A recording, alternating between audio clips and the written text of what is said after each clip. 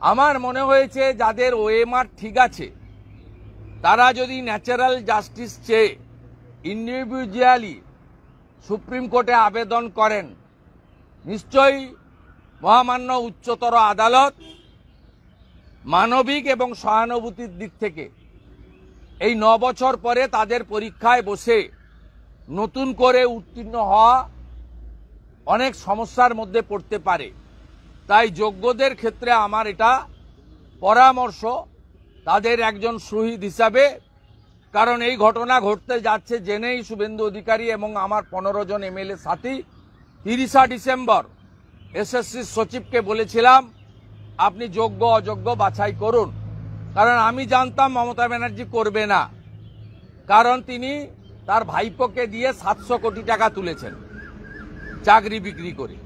সেই জন্য লালচুল কানেদুল যুবা তৃণমূল শান্তনু কুন্তলরা এবং লিপস অ্যান্ড বাউন্সের ম্যানেজিং ডাইরেক্টর যিনি বারবার বলেন আমার সাহেব পর্যন্ত কেউ যেতে পারবে না, সেই সাহেবের নাম হচ্ছে অভিষেক ব্যানার্জি, যা সিবিআই চার্জশিটে ভয়েস স্যাম্পল টেস্ট করার পরে চার্জশিটে উল্লেখ করা হয়েছে 73 মিনিটের কথোপকথনে 73 বার অভিষেক ব্যানার্জির নাম উল্লেখ করেছে।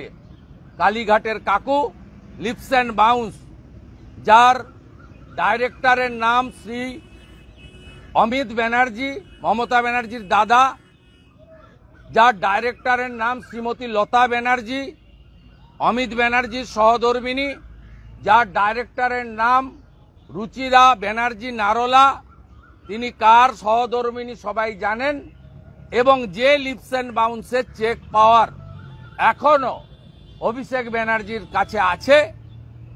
অতএব প্রমাণিত মুখ্যমন্ত্রীর পরিবার এই চুরি দুর্নীতি 700 কোটি টাকা 6000 চাকরি বেচার ক্ষেত্রে 6000-এর কাছেই টাকা নেয়নি, 700-800 তৃণমূলের নেতা পেয়েছেন, যার মধ্যে এমএলএদের মেয়ে ছেলে আত্মীয় স্বজন জেলা পরিষদ কাউন্সিলর আছে। এর আগে আমরা একটা গ্যালারি করেছিলাম বিধানসভায়, আবারও গ্যালারি করে তাদের ছবি প্রকাশ করব, কোন কোন নেতা নেত্রী এমএলএ এমপির আত্মীয়রা পেয়েছেন। বাকি চাকরি বেচা হয়েছে। তাই আমি যাদের ওএমআর ঠিক আছে তাদের ক্ষেত্রে আবেদন করব যে আপনাদের উচিত ন্যাচারাল জাস্টিসের জন্য ইন্ডিভিজুয়াল রিট সুপ্রিম কোর্টে করে আপনাদের আরেকটা আইনি চেষ্টা করা। আমি গতকালও বলেছি, আজও বলছি, ভারতীয় জনতা পার্টির সরকার 10 মাস পরে বাংলার মানুষ তৈরি করবে। আমরা যোগ্যদের তালিকা বের করে সেই যোগ্যদের নিয়ে যোগ্য তালিকা নিয়ে তাদেরকে আইনি লড়াই করে তাদের চাকরি ফেরত পাওয়ার কথা বলবো। 3 মাসের ডেডলাইনের বিষয় নেই, অর্থাৎ এই মুহূর্তে যোগ্যদের চিন্তিত হওয়ার কোনো কারণ আছে বলে আমি মনে করি না।